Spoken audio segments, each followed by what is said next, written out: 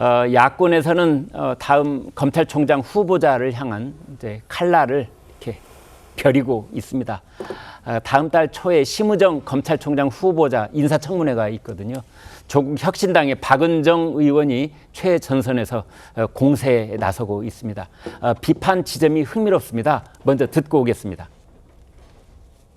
심우정 후보자가 제출한 인사청문회 자료에 따르면 그 배우자 예금이 석연치 않습니다. 가장 눈에 띄는 부분이 증권 예수금입니다. 19억 7,500만 원이 더 늘어나서 21억 1,800만 원이 있고 특이사항란에 추가 상속이라고 되어 있습니다. 창고에서 20억 현금이 갑자기 현금 뭉치가 나왔다는 것인지, 캐비넷에서 찾은 것인지, 아니면 차명 재산이 있는 것인지, 이 20억 원의 현금 출처에 대해서 후보자가 제대로 제출을 해 주시기 바랍니다.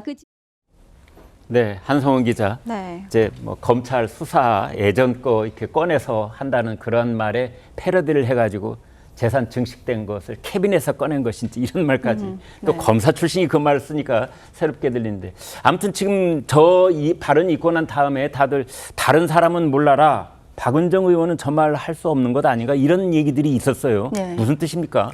예, 그 박은정 의원도 1년 사이에 40억 원대 재산이 불어나서 서초동에서 이제 좀 관심이 뜨거웠고 네. 실제 이 재산 논란으로 이어졌었는데요. 알고 보니 남편 이종근 검사장이 변호사가 된 후에 수임한 사건 수입으로 재산이 늘어났던 거였는데 이종근 검사장이 퇴임한 지 1년도 안 되었고 특히 이 논란이 됐던 다단계 사기 사건 변호를 하면서 이 거액의 수임료를 챙긴 것으로 나타나면서 논란이 된 겁니다. 당시 이 다단계 사건 피의자를 변호하면서 이 사건에서만 22억 원의 수임료를 받은 것으로 파악이 됐는데요. 네. 그렇다 보니까 1년 만에 재산이 40억 가까이 늘었고 실제 논란이 된 이후에 전관 변호사 등의 이 수임 내역 관련 위법 행위를 감독하는 기관인 법조윤리협의회가 박은정 의원의 남편 이종근 변호사에 대해서 정밀 조사에 착수했습니다. 그리고 중앙지검도 이 변호사가 이 사건 변호로 부당이득을 취했는지 이 고발장을 접수하고 수사를 진행하고 있습니다. 네. 최 국장님, 이제 수사가 진행 중이니까 뭐 결론이 나오겠습니다만 아무튼 고위 검찰 간부 출신들은 이 사건 수임에서 받는 재산이 엄청나다. 이런 저 뉴스가 처음 나왔을 때 많은 국민들이 충격을 받고 그랬었는데요. 이번에 이제 검찰총장 후보자에 대한 그 재산 문제가 또 불거지고 있어요. 네. 이런 거 어떻게 봐야 됩니까? 근데 박은정 의원의 경우에는 이제 남편 재산이 40억 원이 넘게 갑자기 그 증식이 됐고 네. 이제 저런 문제는 따져봐야 되죠. 그러면 그 수사상으로도 지금 진행이 되고 있는 거 아니겠어요? 네.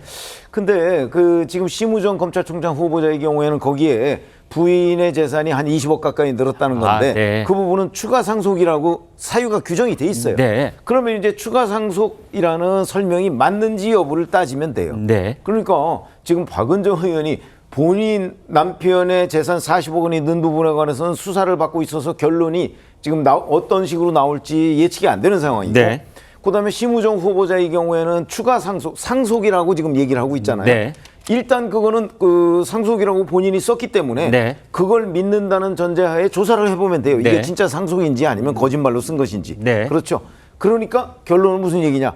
박은정 의원이 저 문제를 제기하니까 의아하다. 결국 그 얘기 아니겠습니까? 네. 사실은 우리 남편이 160억을 벌었어야 된다. 그래가지고 논란이 아주 많이 됐어요. 네.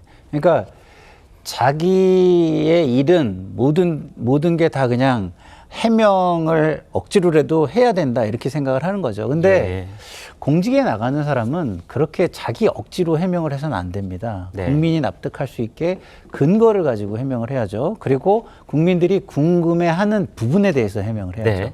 근데 국민들이 궁금해한 부분은 160건을 수임을 해서 41억을 벌었다는 게 아닙니다. 네. 이 41억을 번 것 중에서 과거에 다단계 사건을 전담했는데 그 다단계 사건을 맡아서 22억 원의 어마어마한 돈을 수임한 부분에 논점이 있는 거거든요. 쟁점이 네. 있는 거거든요. 네. 근데 그 부분은 쏙 빼놓고 160건을 했다. 이건 논점을 흐리기죠. 네. 논점 흐리기로 해명을 하는 것은 국민을 호도하는 것뿐이 되지 않는다라는 말씀을 드리고요. 그리고 저 부분에 대해서는 본인들이 그렇게 특혜성으로 그 재산이 늘어난 부분에 대해서 해명을 못했다면 네. 다른 사람들의 부분을 지적하는 것은 사실상은 국민들 입장에서는 똑같은 사람이 남을 하는 내로남불로 보일 수 있지 않겠습니까?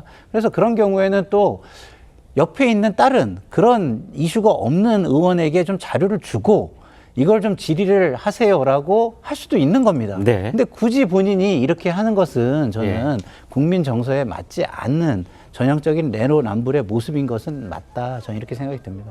자, 장 변호사님, 이제 네. 박은정 의원의 남편 이종근 변호사, 이분 그 법조윤리위원회에서 이제 내용을 살펴보고 있다는데 네. 어떤 판단이 내려질까요? 일단 법조윤리협의회에서 아마 뭐 살펴는 보고 있다라고 하는데 아마 네. 그 기관 자체가 이제 뭐 정관 변호사에 대해서 사건 수입 내역을 자료를 제출 받아서 검토를 해본 후에 징계 사유가 있다라고 한다면 징계를 요청하고 뭐 수사 사항이다라고 한다면 수사를 의뢰하는 기관이거든요. 네. 그렇기 때문에 뭐 당장 뭐 징계 여부나 이런 부분에 대해서는 뭐 아무래도 이제 검토 중이기 때문에 결과가 좀 더 기다려봐야겠다라는 생각이 들고요.